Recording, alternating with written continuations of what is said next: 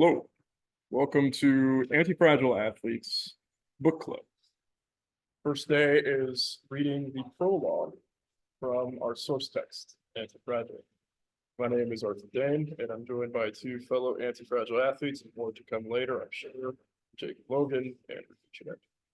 Thanks for being here, guys.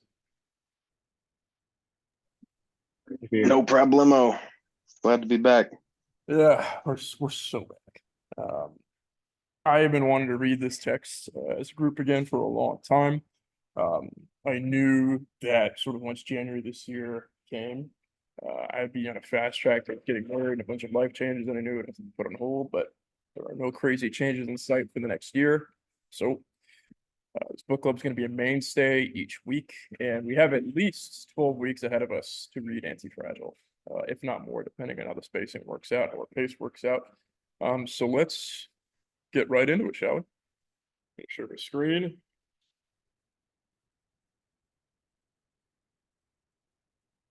All right. For those of you listening who don't know the text Antifragile, Antifragile is a text written by a Lebanese author named Nassim Taleb. And it's actually the fifth in a series, but it's an amalgamation of the first four books. The best known one that came prior to Antifragile was the Black Swan events, which we'll get into in this text as well. He wrote this text in 2012.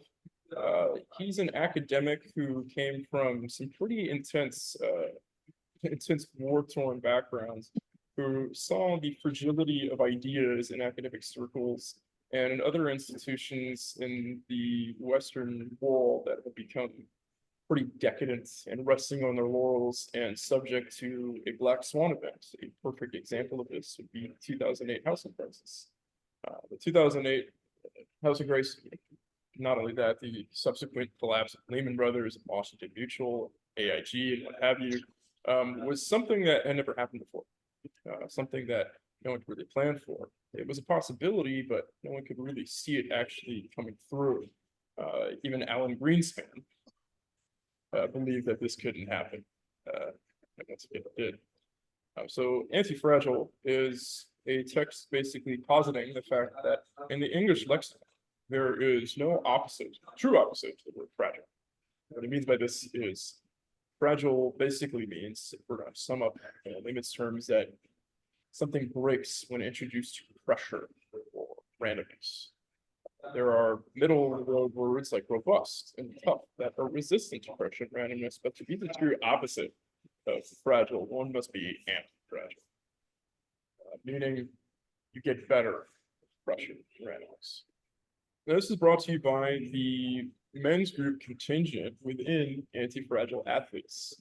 Now, those of you who have been following me on Blood Rain for a long time know I started posting fitness content while I was doing extensive research on different training systems while I had to work overnight security.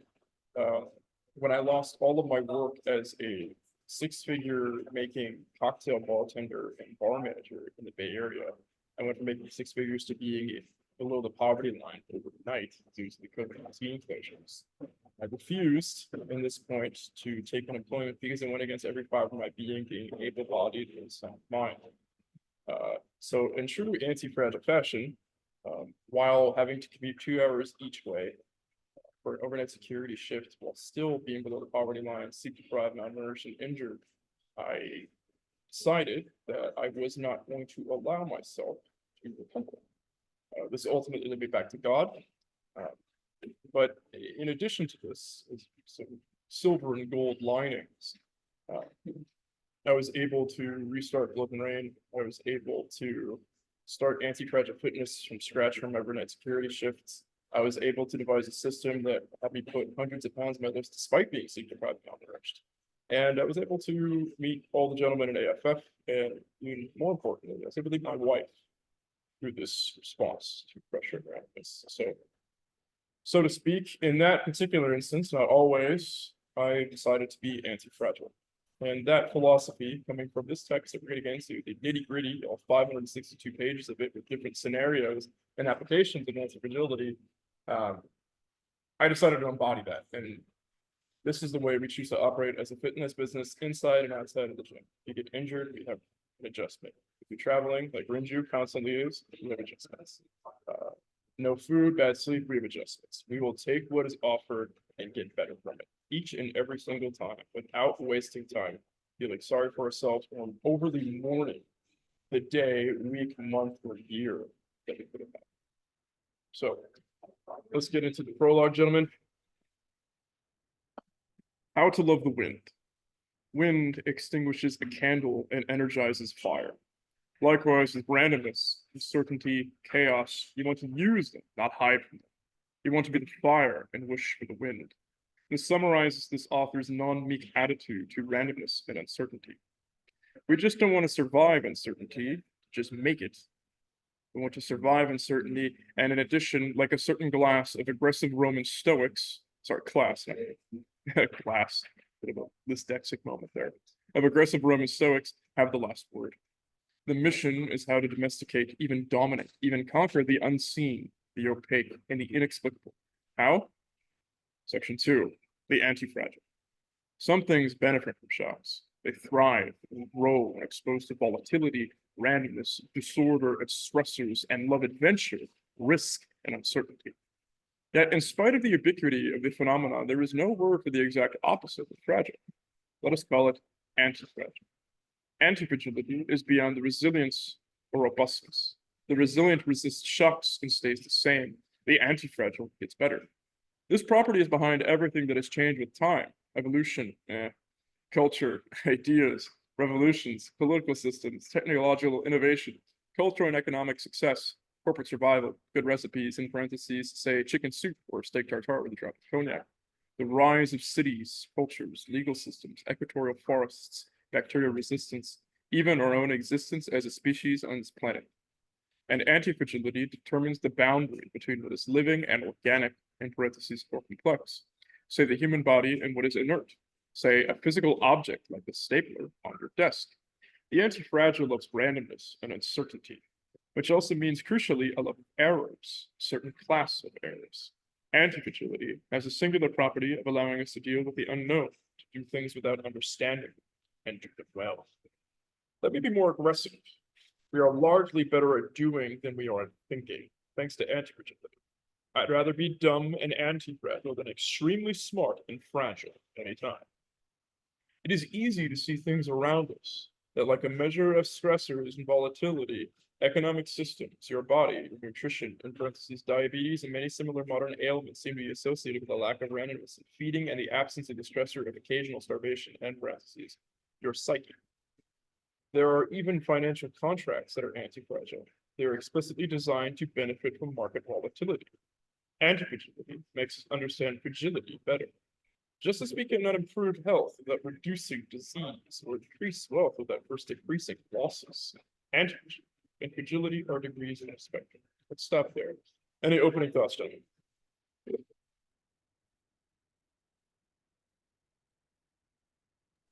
Yeah, I don't know if Taleb brings up the example, but it reminds me it's something that some of our professors will tell some of our students here. They've tried, I think it was Biosphere 2. It's like one of the largest indoor biosphere study research facilities in the world. They were trying to grow the largest trees possible in this indoor environment, and the trees kept dying. And they thought they had every factor in place, the right kind of soil, the right quality of air control. What they didn't have was strong winds to buffet against the trees, and they weren't able to thrive because they didn't have that stressor. Right. And I think he's pointing directly to that, and I wouldn't be surprised if he brings that example. But what defines the difference of life and death is what can thrive in a war against gravity, a war against stressors, and actually grow from that experience. Yeah, it's an interesting take. An interesting example as well. One I can relate to last summer, Jacob knows I was working part-time for an arborist and soil scientist. And he was explaining the amount of certain indicators for what a successful tree is going to look like, and he listed that as one of them. It's pretty interesting. You can't sort of force life, so to speak, and attest to it. They would. Jacob, do you have any opening thoughts? Yeah, just to kind of mirror what Renju said, it's the thing about, it's the old experience of anyone who owns plants of, oh, my plant is in this well-kept corner with enough light and I water it perfectly and yada yada, and it is withering, versus a weed in the crack in the concrete somehow still being there because it's a weed. And it's, most weeds are very resilient plants Mhm. by nature of the fact that they grow in the worst conditions. As well as some of the best characters in fiction aren't the ones that are perfect, at the beginning, because that wouldn't make for a good story. It's the people that are either average or below average and then rise to an occasion that, captivate people the most. It's that Parthenak's quote from Skyrim, is it better to be good naturally or to overcome your evil nature through deeds and become good? So, being able to overcome stresses is what makes a person, flexible to their environment. And like what he said, I'd rather be dumb and anti-fragile than smart and fragile, is because that smart and fragile person may be starting at a higher level at the base, but if they're fragile, they can't adapt to new stimuli. Yeah. And that could almost be a curse, like having having the brains to really understand what you ought to do, but not really having the courage to follow through to be able to replicate it. I'm in a lot Mm-hmm. of circles of people who are in academic spheres and also in this kind of traditionalist return to the land movements. And a lot of them are really averse to the idea of working out with a barbell or just working out, period. And usually the response to it is like, man wasn't made to become strong with a barbell. He was meant to be strong by plowing a field or just actually doing things to build strength. But they're also not doing that. So it's like they have the know-how of understanding. Yeah, the idea is not to just be able to do this in a perfectly crafted environment like the gym, an air-conditioned gym with a perfectly evenly balanced set of weights. But that's not what's being argued here. We're not saying that necessarily this is the perfect way to gain fitness, but a stressor, adding a stressor to your life because there's a lot of stresses removed from our lives is Mm-hmm. what is to make a man more fulfilled. Yeah, it's just so a lot of already fantastic things. I'm really glad I have both you guys for this first stream. I'd love to respond to you. I was talking to Paul Fahrenheit, who's actually an anti-fragile athlete, which I still haven't really heard of him. I said if there's one quote I can apply to the dissident right at the moment, right? People know I'm already saying this openly in my podcast now, so might as well get on with it, right? There's one Nobel Prize winner in literature from Egypt, who's one of his books I read last year. It's part of my very slowly moving Nobel Prize reading challenge.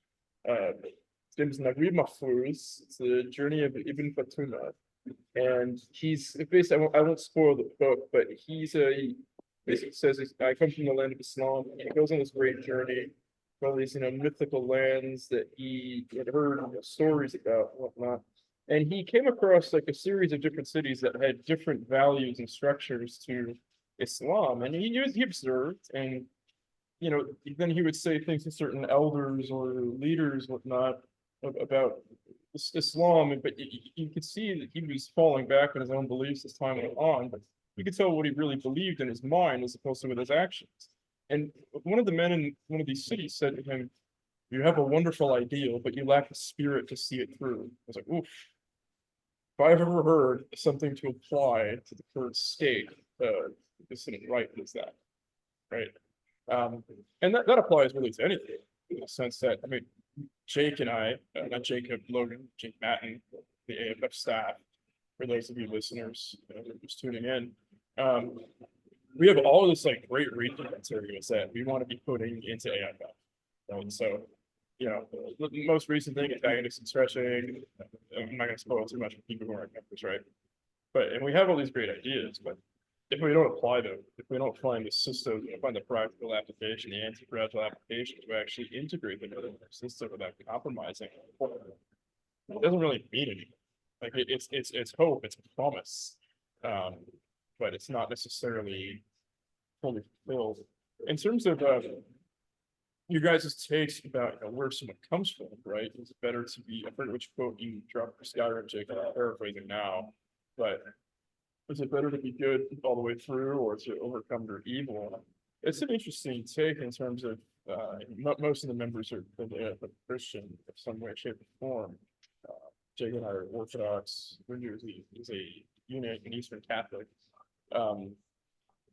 You know, I was reading a text by, it's a very rare book. No one had heard of it when I mentioned it. I found it in church outside Chicago.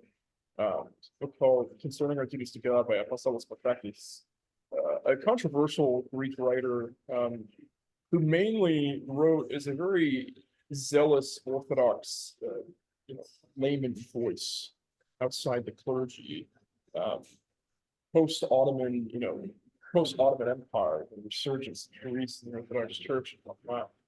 He was mainly skeptical of communists and Masons, so he was mainly writing for that. Some of his, I'll preface to some of his theology in terms of the Trinity and in terms of several other things were sort of publicly renounced by clergy, specifically one spiritual child of Saint Nectarios. But he has this bit where he's doing meditations on Matthew, and he's saying he kind of explained really well why Peter is the first of the apostles, despite he wasn't the first to join. Andrew was the first to join his brother, but Peter being the first to deny Christ and the first to be forgiven of the apostles makes him the first sort of true Christian in terms of Christian repentance. But he also said that John and on paper had a much more exemplary record, and of course in the kingdom of heaven he was higher than Peter was, because Peter stumbled, Peter recovered, right? So there's greatness in both things, right? There's greatness in sort of, leaning further, not necessarily purposely, but leading into repentance, leading into returning to God, right? That can be a very inspirational story for people who are too far gone, who think they're too far gone. Which also, once you do repent, Christ makes something of your time away. Suddenly it has value again because it returns. Christianity itself is very anti-fragile. And you could say that, someone said, well, if I went through the life, if I had the same opportunities this person had, I'm overcoming all this, I'd be where they are.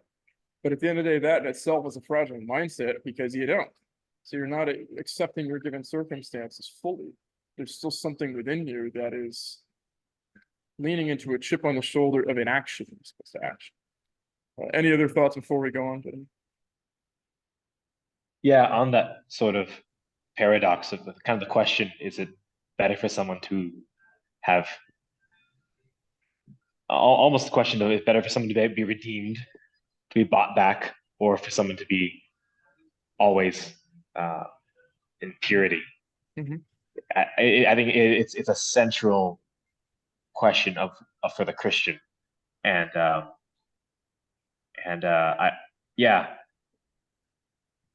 I think part of that is because we were born with an end to be blessed with God, and like I was just reading with a friend of mine, rereading Saint Athanasius' book on the Incarnation. He talks about man is most man. He's most himself. Many of the fathers talk about this. He's most himself when he is in the state of grace with God. His nature has been restored. Mm. Yet, so in one sense, obviously, if man stayed in the state of blessedness, in the preternatural state in the garden, that would have been man in his greatest, in his greatest possession of his nature, the most himself, the most real. But like you were saying, like if all we can point to is, well, I don't want to go through the struggle of living a life for God and removing sin out of my life, which is a constant battle. constant place of warfare. If you say I want peace, so I won't go through the hells of war, then you're denying the nature of the reality you're in, which is away from God, which is far from his gaze, far from his graces.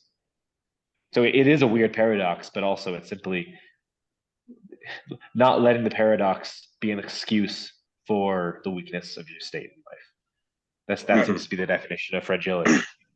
Absolutely. Absolutely. There's a may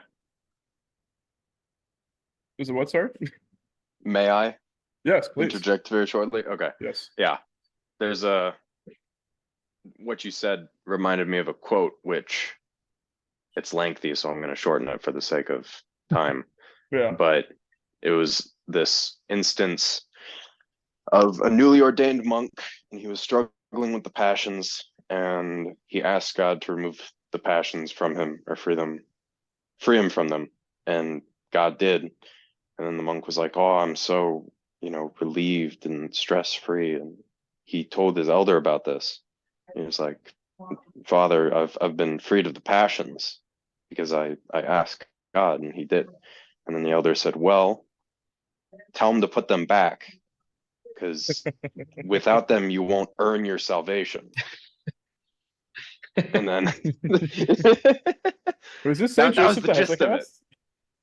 I don't remember the source that I heard that from. It didn't name either of the young monk or the elder. It was just kind of nameless characters. So I don't know who. It could have been Joseph the Hezekiah. It could have been, I don't know, Paisios. It could have been a lot of the fathers, honestly, because a lot of the church fathers, a core element is struggling through the passions, and because, to live perfectly, like you said, Rinju, is to be one with God. But, due to each of our unique characteristics and upbringing and flaws, we are not perfectly God. But in that same vein, in our own unique ways, we can get as close to God as possible on earth before we pass. So, but Yeah, I think that's why we're still individuals, so we're going to be different. We can't be just like Jesus. That's impossible, because he literally is God. But we can be as close to Christ as us as unique individuals can be. Well, even Christ externally was afflicted by temptations and suffered. So even to live perfectly as Christ is to live out this warfare. Yeah. I suspect that's why a lot of monasteries nowadays are failing and not holding and not having strong retention, because there's a lot of people who are thinking the monasteries are a place where they can escape the sufferings of the world.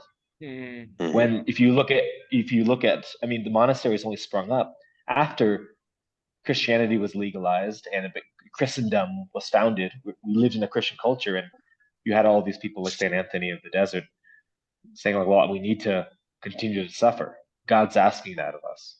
So I'm going to the desert. I'm going to be a hermit. I'm going to be a monk to suffer, as opposed to avoid sufferings. And if you try to live the greater Christian life in order not to suffer in life, then you've completely missed the point. It's funny that I speak about this often and will continue to speak about this often because it's the greatest homily I've ever heard. Vladika Kirill, Western Archbishop of America, is my last service at Holy Virgin Cathedral for leaving San Francisco. And he was talking about at this point, I still wasn't sure if I wanted to be monastic because I met my now wife, but that lingering desire to live the monastic life post-fight career just kept remaining. And I had a nun in my first church just come up to me one day and say, "Have you thought about being monastic?" And I was like, I started crying. So I was like, yes, I have. And I was still lingering despite the fact that I knew I was about to move to Texas and later on apparently Chicago. That part I didn't. you talk about being able to have the focus of a monastic in marriage, and in the monastery. And it just so happened that there was a nun and a monk there with just the most breathtaking focus of prayer I had ever seen. I desperately wanted that. And I was scared that I wouldn't be able to have that despite being in marriage. To an extent, that's true, just the amount of time. In terms of economia, though, it's an adage that two hours of prayer in the monastery is worth 10 minutes of prayer in the city. So it's the sort of scalability of suffering. Just on what he said about Saint Anthony first. He said, Saint Anthony the Great, to already be a saint, you have to have an incredible walk of God. To on top of be called the Great, that's another thing entirely. And I think that example says why he was indeed a great. And in good times, I mean, in times of feasting, right? Even in times of feasting, I experienced this earlier this year. You know, in the wasn't the matins, the service in the morning after the nocturne, after Christ is risen. I noticed this, and we're feasting, but we're not being attentive. It was myself and a couple of friends of mine. It's just like we're kind of dropping the ball and truly being present in this celebration. And that sort of, I saw myself and several people I cared about start to slide. Like they slid and slid and slid in their faith post Pascha. Like during Lent, they were on top of it, and afterwards just slid through the Apostles' Fast. Myself first and foremost, to be honest, your mission as well. So it's even in times of greatness, there is suffering in the fallen world until we reach the kingdom of heaven. All right, we've gone on a very theological route, which I appreciate. We should continue reading the book. We could wax about this all day long. All right, so non-prediction. By grasping the mechanisms of antifragility, we could build a systematic and broad guide to non-predictive decision-making under uncertainty in business, politics, medicine, and life in general. Anywhere the unknown ponderates, any situation in which there is randomness, unpredictability, opacity, or incomplete understanding of things. Oh, by the way, we're joined by Jose Manuel. How are you, my friend? Is he still online, or did I just see that before? He's on. Arthur, His mic is muted. Oh, There he is. I'm here. Yeah. oh, it's so good to hear your voice, man. How are you? Yeah, fine. You? Very good. Coming to us from the Basque Country of Spain, one of my ancestral Yeah. homelands. An incredible Muay Thai fighter in the making. Thank you. Okay, my pleasure. So on we go. It is far easier to figure out if something is fragile than to predict the occurrence of an event that may harm it. Fragility can be measured. Risk is not measurable. In parentheses, outside of casinos are the minds of people who call themselves risk experts. This provides a solution to what I've called the black swan problem, the impossibility of calculating the risk of consequential rare events and predicting their occurrence.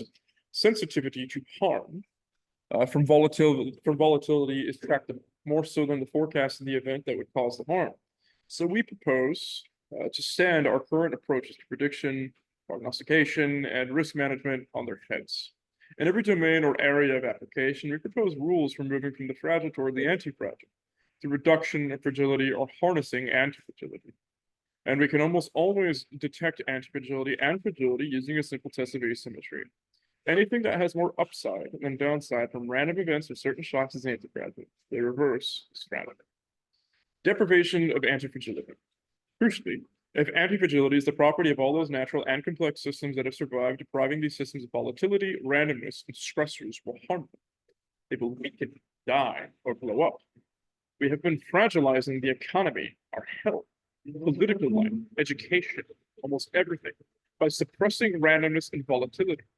Just as spending a month in bed, preferably with an unabridged version of War and Peace and access to The Sopranos' entire 86 episodes, leads to muscle atrophy. Complex systems are weakened, even killed when deprived of stressors. Much of our modern structured world has been harming us with top-down policies, contraptions, dubbed Soviet Harvard delusions in the book, which do precisely this, an insult to the anti-fragility of systems. This is the tragedy of modernity. As with neurotically overprotective parents, those trying to help are often hurting us the most. If about everything top-down fragilizes and blocks anti-fragility and growth, everything bottom-up thrives under the right amount of stress and disorder. The process of discovery or innovation or technological progress itself depends on anti-fragile tinkering, aggressive risk-bearing rather than formal education. Upside at the expense of others. Which brings us to the largest fragilizer of society and greatest generator of crises, absence of skin in the game. Some become anti-fragile at the expense of others by getting the upside or gains from volatility, variations, and disorder, and exposing others to the downside risks of losses or harm.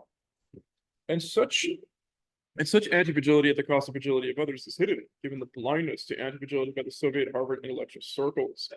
This asymmetry is rarely identified and so far never taught. Further, as we discovered during the financial crisis that started in 2008, these blow-up risks to others are easily concealed owing to the growing complexity of modern institutions and political affairs. While in the past, people of rank or status were those and only those who took risks, who had the downside for their actions, and heroes are those who did so for the sake of others. Today, the exact reverse is taking place. We are witnessing the rise of a new class of inverse heroes, that is, bureaucrats, bankers, Davos attending members of the International Association of Name Travelers, and academics with too much power and no real downside and/or accountability. They game the system while citizens pay the price. At no point in history have so many non-risk takers, that is, those with no personal exposure, exerted so much control. The chief ethical rule is the following: thou shalt not have anti-fragility at the expense of the fragility of others. We have to do a quick stop there. Opening thoughts.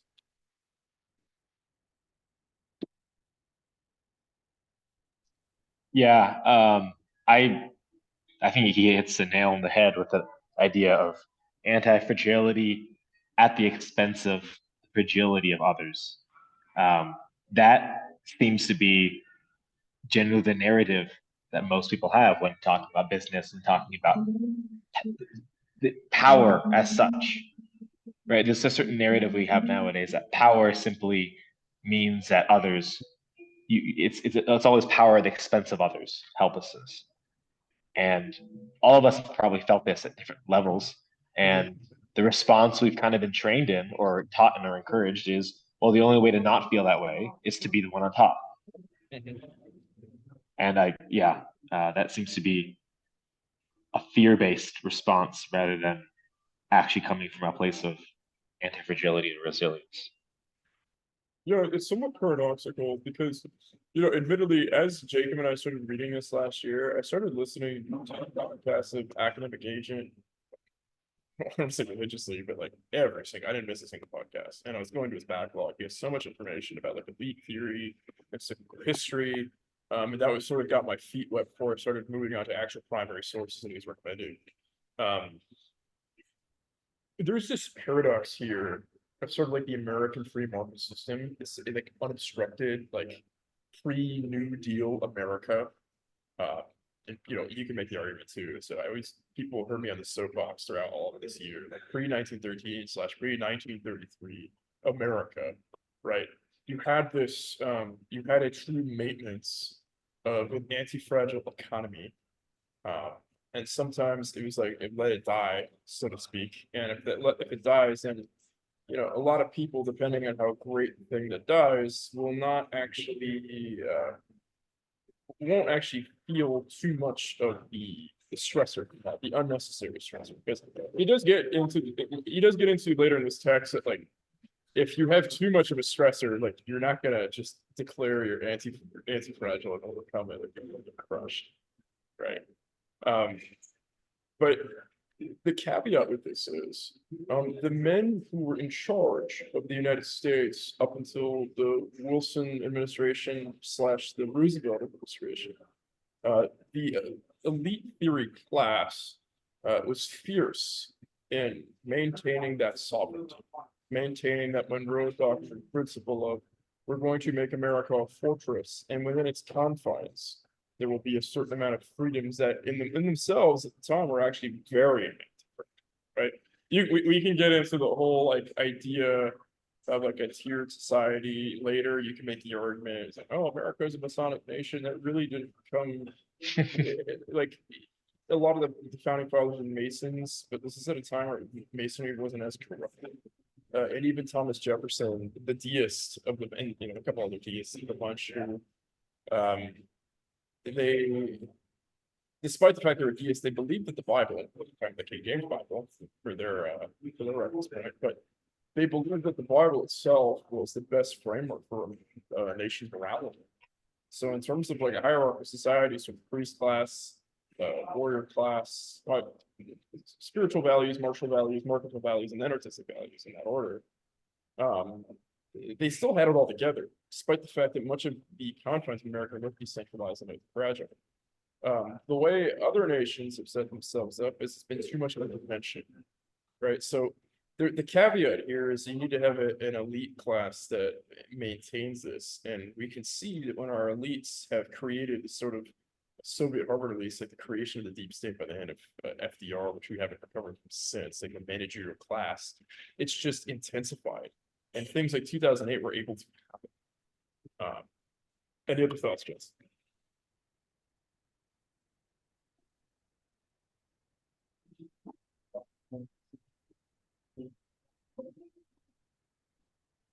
I kind of want to dig a bit further,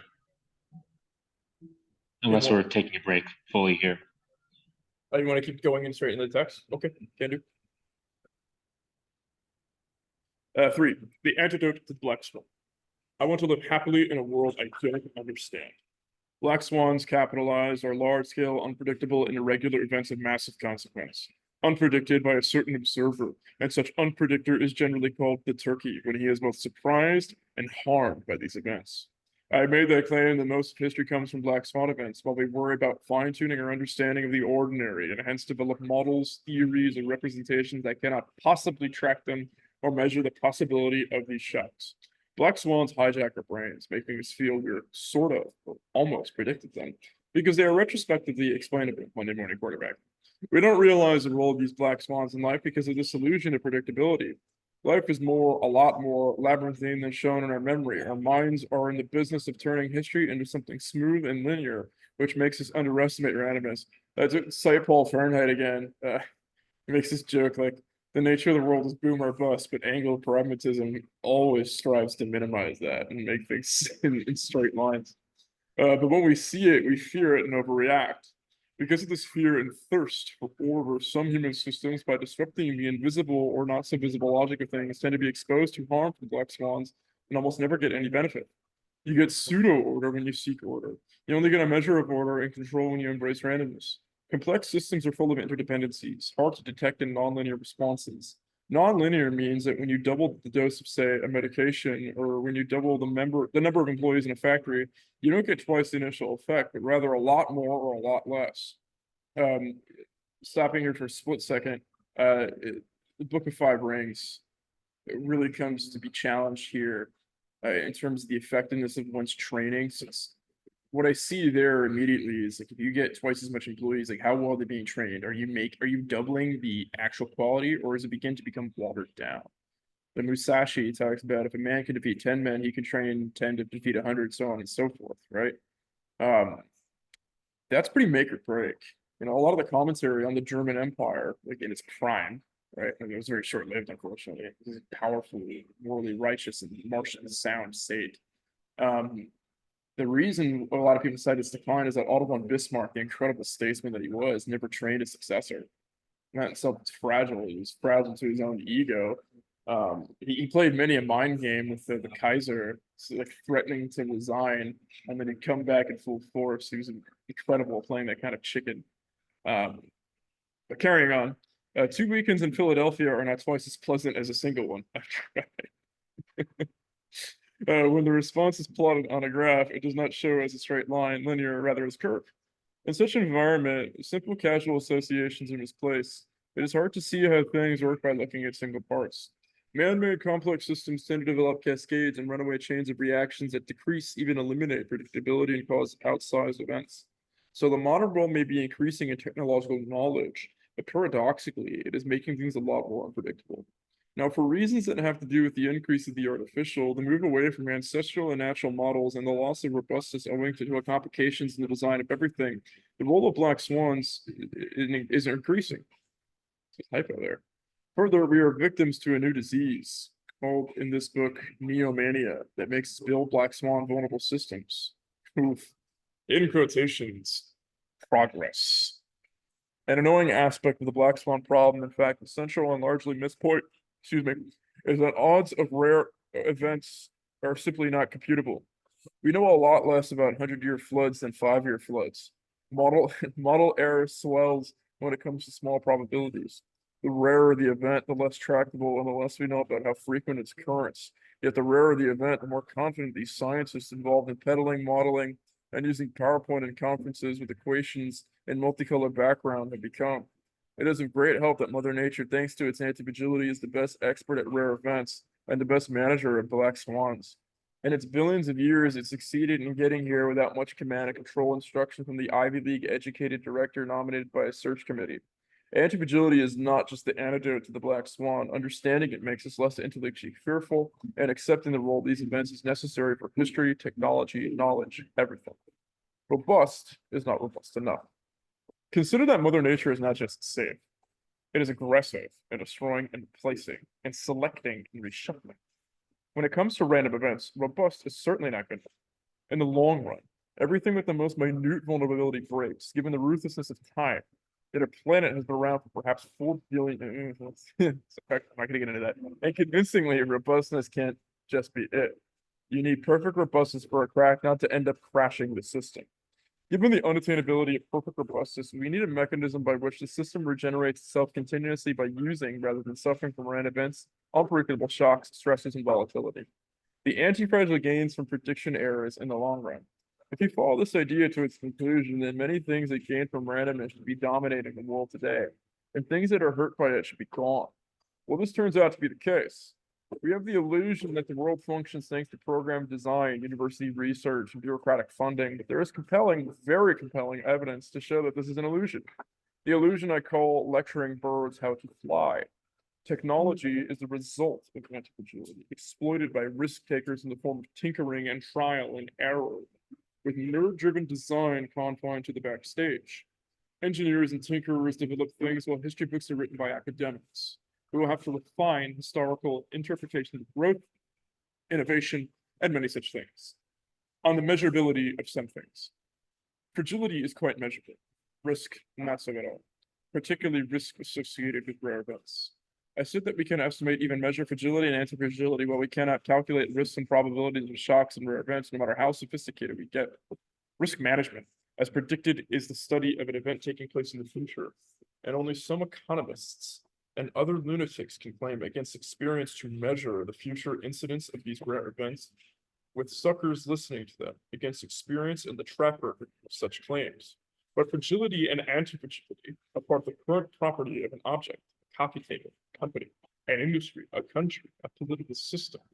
We can detect fragility, see it, even in many cases measure it, or at least measure comparative fragility with small error, while comparisons of risk have been so far unreliable. You cannot say with any reliability that a certain remote event or shock is more likely than another, unless you enjoy deceiving yourself. But you can state with a lot more confidence that an object or structure is more fragile than another if a certain event happened. You can easily tell that your grandmother is more fragile to abrupt changes in temperature than you. Some military dictatorship is more fragile than Switzerland should political change happen. That a bank is more fragile than another should a crisis occur, or that a poorly built modern building is more fragile than the Cathedral of Chartres should an earthquake happen. Essentially, you can even make a prediction of which one will last longer. Instead of a discussion on risk, which is both predictive and sissy, I advocate the notion of fragility, which is not predictive, and unlike risk, has an interesting word that could describe its functional opposite, the non-sissy concept of anti-fragility. To measure anti-fragility, there's a philosopher's like stone recipe. I just want to say real quick, he's doing this thing that I love that kind of mirrors a mentor of mine behind the bar. The guy who trained, one of the two guys who trained me to bartend, one of whom Jacob met at my wedding. It was Sid Vergara. The other's name is Sushi. We call him Sush. And he sorry, there's some reverb coming. Someone can mute the background noise. But there's a phenomenon in craft cocktails, right? Where people get really in the craft cocktail world, they get really like savvy with they can tell you what's on page 23 of the Savoy, but their technique sucks. They can't handle the stress of like the rush, right? Um, and so there's this guy, Sush, he's an Olympic trialist in judo, black belt in judo, competitive CrossFitter, but he's in craft cocktails. But he had such extensive knowledge, thousands of cocktails, no, but he didn't throw that around like it made him better than he was able to scale the way he would like give an experience. So he worked at a dive bar and he worked at a craft cocktail bar, right? And so when he went to a dive bar, he wasn't bitching that he didn't have like these long rose gold cocktail spoons to mix, an old fashioned order at a dive bar. He understood his environment and he just ran with it. And he got to the point where after he trained with bartend, he's like, so check this out. Because this bar I worked at was near a hockey stadium. And he it had 4 or 5 balls, 600 bottles in the back bar, right? And we had to deal with a hockey crowd that wanted Jack and Cokes en masse. We had to deal with concert crowds, we had to deal with craft cocktail snobs, and we'd be 5 rows deep. He said, check this out. It's called Craft Infurious. Okay, you should be able to make 4 Blood and Sand, 3 Bees Knees, 4 Jack and Cokes, and 4 2 Lagunitas in under 4 minutes. It should be able to throw, and we did. Be able to throw someone out in between rounds if they start a fight. And that was just like music to my ears in the sense that you have the toughness, you have the ability to be improvisational in your action, right? But you also have the backing, the practice, the precision, the knowledge, right? That's what anti-fragile athletes strives for. I want a bunch of deeply pious, advanced level lifters with a gas tank for 5 rounds, who have a baseline level of combat prowess, who can run long distances, save people's lives, quote me Cymbeline, make an argument for Polybius, and be pillars in their community, right? So this whole what's amazing that I love what he's doing, it seems Taleb here. He's using quite a extensive vocabulary. He's using a bunch of different academic examples, and then he punches you in the face by dropping words like "this is sissy." It's like, no, I am an academic, and you're being retarded. Like you're hiding behind jargon, and you need to stop. I think it's phenomenal. Yeah, I think that's central to it as well. Like hiding behind the jargon, not just being unable to get past the jargon, but like give almost like the relief of having an excuse. Like I've heard it even described related to procrastination, right? Oh, I procrastinated on this thing because I failed in this task, not because I couldn't do it, but because I just didn't have the time, I didn't have the resources. And then that's easier to swallow than just saying, no, I tried doing it and I failed. And having to learn to accept that experience, to accept that stressor. Like action creates action, and inertia begets more inertia. Right? Like you were mentioning the FDR, and the kind of the Masonic criticisms of America's founding, which I would say are legitimate. However, if they're being used, which they are often being used as an excuse to therefore not, I don't know, instead of holding to trying to build up and fight for what we have here in America, instead using it as like, maybe I'll run off to Poland or Hungary or I don't know, Russia, insert fantasy, some fantasy land over there that like the reason why I'm not thriving, the reason why I'm not great is because I live in a nation founded by Freemasons. So that's really my big problem, as opposed to just owning up with the fact that no, it's because you're a sissy. That's the real issue. We're looking at you, Pat Masov. Yeah, I swear the reason why it isn't successful is because I live in America. This is a Masonic hellhole. God, why hast thou forsaken me? My goodness, how fragile. Yeah. Oh, ye of little faith. Carrying on, we'll go through this section. We'll have like a longer in-depth bit again. Where we're at sissy, yes. Advocation for the notion of fragility, which is not predictive and unlike risk, has an interesting word that can describe its functional opposite, the non-sissy concept of antifragility.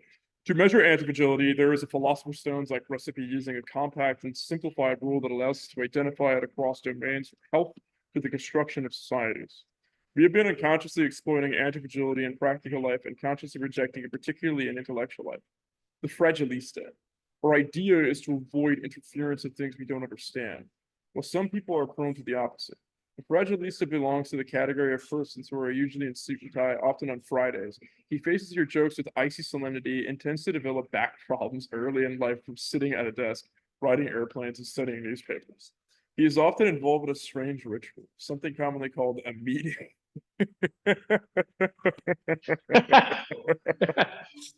Now, in addition to these traits, he defaults thinking that what he doesn't see is not there, or what he does not understand does not exist. It's kind of based in a way, honestly. At the core, he tends to mistake the unknown for the non-existent. The Fragilista falls for the Soviet Harvard delusion, the, in parentheses, unscientific overestimation of the reach of scientific knowledge. Because of such delusion, he is what is called a naive rationalist, a rationalizer, or sometimes just a rationalist in the sense that he believes that the reasons behind things are automatically accessible to him. And let us not confuse rationalizing with rational. Two are almost always exact opposites. Outside of physics, and generally in complex domains, the reason behind things have had a tendency to make themselves less obvious to us, and even less the fragilista. This property of natural things not to advertise themselves in a user's manual is, alas, not much of a hindrance. Some fragilistas will get together to write the user's manual themselves, thanks to their definition of science.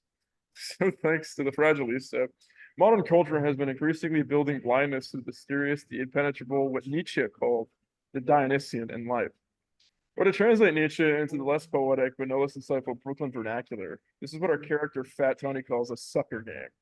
That's another thing he does. He's like, I'm either gonna hang out with like intellectuals or tough guys. Like no in between. Like I'm not like some like I have a job and I pay my bill. Like, he will not hang around them. In short, the fragilista, medical, economic, social planning, is one who makes you engage in policies and actions, all artificial in which the benefits are small and visible, and the side effects potentially severe and invisible. There is a medical fragilista who over-intervenes in denying the body's natural ability to heal and gives you medications with potentially very severe side effects. Yeah, see, Nassim Taleb was a mask guy too, so it's like almost he forgot his own book.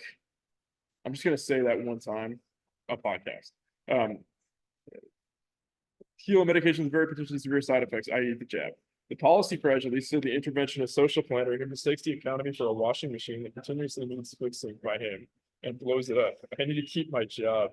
Like this, the politician worries about his career, the state worries about the next election, the statesman worries about the next generation.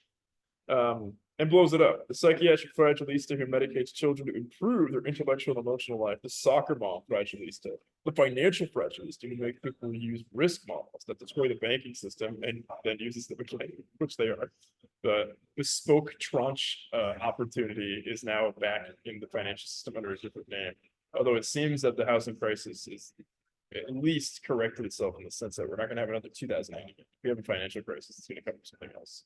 Unlike China, which currently has a bubble 4 times the size in 2008. The military fragilista who disturbs the complex systems, the predictive fragilista who encourages you to take more risks and many more. Indeed, the political discourse is lacking in content. Politicians in their speeches, goals, and promises aim at the timid concepts of resilience, solidity, not antifragility, and in the process are stifling the mechanisms of growth and evolution. We didn't get where we are thanks to the sissy notion of resilience. And what's worse, we didn't get where we are today thanks to policymakers, but thanks to the appetite for risks and arrows, a certain class of people we need to encourage, protect, and protect. Where simple is more sophisticated. A complex system, contrary to what people believe, does not require complicated systems and regulations to integrate policies. There's a famous quote by the greatest, I wouldn't say he's the greatest coach in the history of soccer / football, but the biggest milestone in tactics, both as a player and as a coach, Johan Cruyff. He says, the best football is simple football, but playing simple football is incredibly complicated. Right? He created the tiki-taka system that was perfected by the Spanish national team, and then to become the first national team to win 3 major championships in a row: 2008 Euro, 2010 World Cup, and 2012 Euro. The simpler, the better. Complications lead to multiplicative chains of unanticipated effects. Because of opacity, an intervention leads to unforeseen consequences, followed by the apologies about the unforeseen aspect of the consequences, then for another intervention to correct the secondary effects, leading to an explosive series of branching unforeseen responses, each one worse than the preceding one. Yet simplicity has been difficult to implement in modern life because it is against the spirit of a certain brand of people who seek sophistication so they can justify the profession. Less is more and usually more effective. Thus, I will produce a small number of tricks, directives, and interdicts how to live in a world we don't understand, or rather, how to not be afraid to work with things we patently don't understand, or more principally, in what manner we should work with these. Or even better, how to dare to look our ignorance in the face and not be ashamed of being human. Be aggressively and proudly human. But that may require some structural changes. What I propose is a roadmap to modify our man-made systems to let the simple and natural take their course. But simplicity is not so simple to attain. Steve Jobs figured out that you have to work hard to get your thinking clean and make it simple. Man, ain't that true? My goodness. The Arabs have an expression for trenchant prose.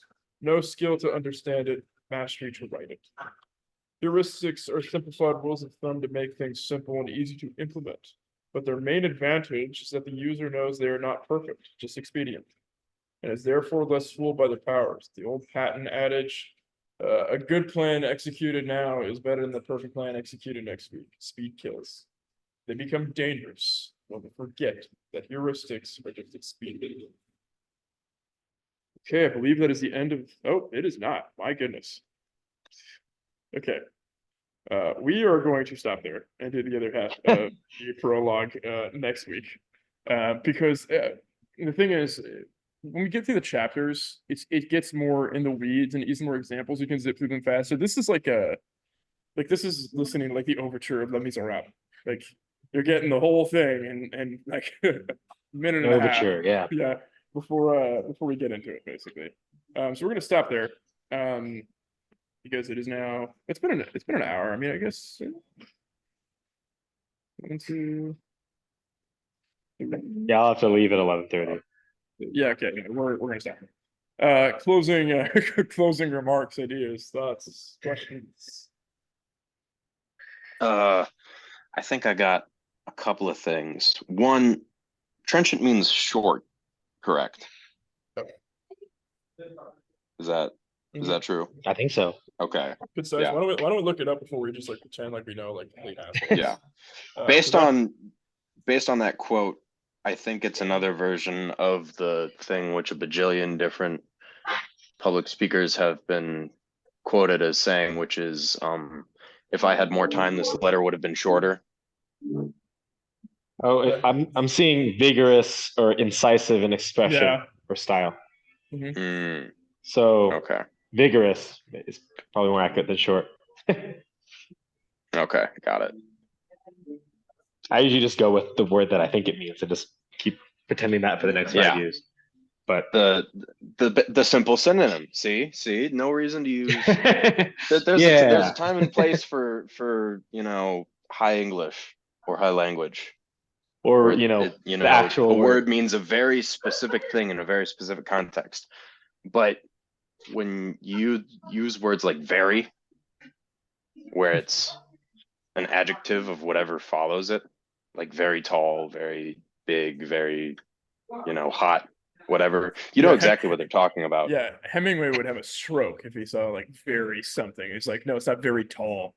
It's towering or yeah, whatever. very Yeah, big. No, some it's gargantuan. Yeah, exactly. Yeah, but it's like when you use words like very, everyone knows what you're talking about. You don't need to. So it's good to use things when you're talking to people who may not know what words like towering mean or may need to think for a minute. But myself working a lot in industrial settings where he talks about simple is more sophisticated, I think of equipment primarily because I'm in the field of engineering. So a lot of engineering, is designing equipment based around various needs to fulfill various needs and to, achieve some action. So stuff like if you think of, harvesting trees, like being a lumberjack, what's the simplest tool for this? It's an axe. And an axe can't fail in many ways. It can really only like get dull or the handle can break. That's it. You may need to upkeep it by keeping it sharp, but you know exactly the very few ways which it can fail, versus like a giant tractor propelled, you know, excavator-esque machine which can chop down a tree and then branch it and debark it and chop it up all by itself. You know, That can it only do, work from a instructions on your iPhone that's connected by Bluetooth. yeah. Keep adding And systems, yeah. it has so many mechanisms to it that it may be more capable in, you know, an hour span. It may be able to do more within an hour span than an axe, but you know, it can break in a bajillion more ways. The tracks could fail, the electronics could fail, seals could break, hydraulics could fail. So there's way more to it, to the machine itself, but it simplifies the process that you're trying to achieve, which is harvesting wood. So I like, and then there's this other thing. Literally yesterday, we had this at the company that I'm working at, we had this like whole research and engineering department team building section where there was an engineering challenge and it was like a holiday thing. So the one I did was called the Puffmobile, which was you had to construct a vehicle out of various holiday candies and straws and pasta and whatever, like a very grade school-esque project within a certain span of time. That given one of the members of your team, you blow on it 3 times, and whoever can propel their vehicle the furthest wins.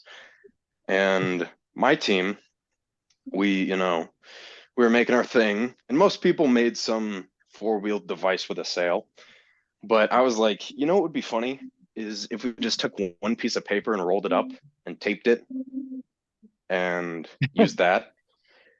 And we did use it, and it did get among the furthest of the devices. We had like a length of table, and our singular roll of paper, as well as 2 other much more, nice looking vehicles, made it off the opposite end of the table. So, it didn't take us that whole time to make. We made a backup, which was one of those other sail wheel things. But, the little tube of paper worked. So I'm glad your engineering background there's not really, be a part of the discussions. oh yeah. Say that again, Arthur. I said I'm glad that your engineering background is a part of these discussions now, Jacob. Yeah. I like, because I'm relatively young, so I don't have like life experiences to call upon, or like a whole lot of them. I mean, the one I'm just saying is a life experience, but it's things that I can reliably predict, because engineering is a lot of the scientific, subsectors like biology or chemistry or whatever. They're just specialized physics. A lot of things are just specialized physics. So you can take, the laws of physics and they'll apply all the time. And often the best equations in engineering are the simplest equations. And you use a lot of simple equations in tandem to describe something very well. Yeah. And you can get longer equations to describe more specific systems, but the problem is that they only work for those specific cases. And if you get a different case or a different environment, then you need to fall back on the basics. Yeah, I mean, it's not getting into sort of combat sports too.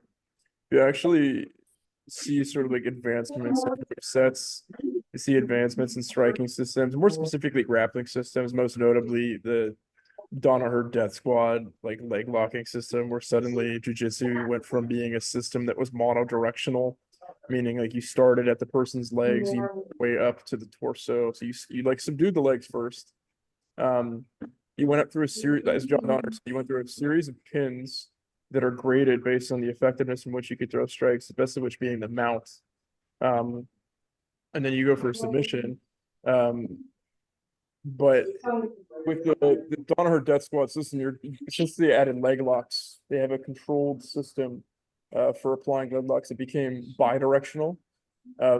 Despite that having a bunch of like surrounding steps, like simplified at the end of the day is going for a submission, whether it's on one side of the body or the other. Um, when you read Book of Five Rings to my Miyamoto Musashi, like you start to see like he'll with each scroll he'll write extensively about like an aspect of combat. I mean, it's specifically this is about swordplay. So if you can't really visualize like a katana and a short sword, you're gonna have some trouble. But he kind of like, he'll sort of wax poetic for a sec and like say all these things, but he says, but this is also hard to describe. This must be practiced, be fully understood. I did not understand this till I was 40. He'll like say things like that, right? So it's just like this is how it's really complex, but it's actually really complex just so it can be this simple. Yeah. You can only as the internet has quoted religiously from Oppenheimer, theory will only get you so far. That's true, because theory will only get you so far, and the best way to find out how a system will work is to test it and measure it and get empirical data. I gotta go, guys, but I'll see you guys next week. Sounds good. This has been man. great. God All right. bless. Later, Ciao. Renju.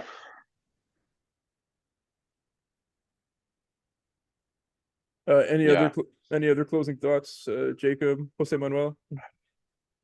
Me personally, I haven't. It's like quite difficult for me because of the language. So it was like when you Arthur was finished the page, I was like still reading the beginning of the page to try to understand it correct.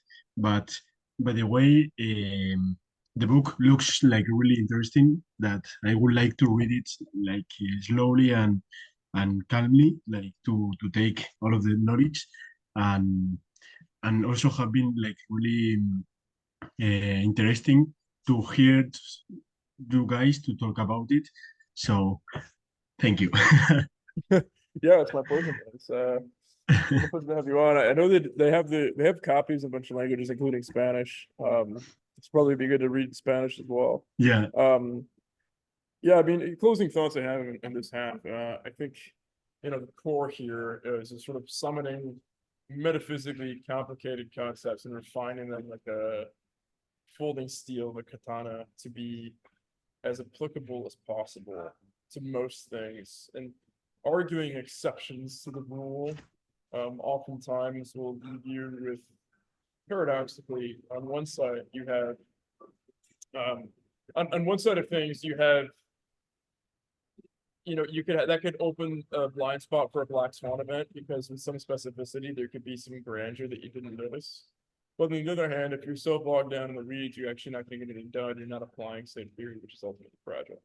This book is full of paradoxes, and it's going to be. And I think it's really, if you're going to take anything from it, you're going to read it to hone in on how to read these paradoxes as best you can on a day-to-day basis, as opposed to getting too bogged down in theory, even though theory can have a lot of things. So thanks for joining us, listeners. If you're a member of Antifragile Athletes, do your researchers, send me your form checks, or I'll kill you via leg kick. And Can confirm he has killed me before. Yeah, and beg Christ to bring him back to repent or not. That's sacrilegious. Never mind. Yeah, if you are not a member of Antifragile Athletes, you should change that. You can visit us at anti.fragile.athletes at Instagram. There's a website under construction as well. God bless. Happy training. Good night. Good storms. Thank you. Bye.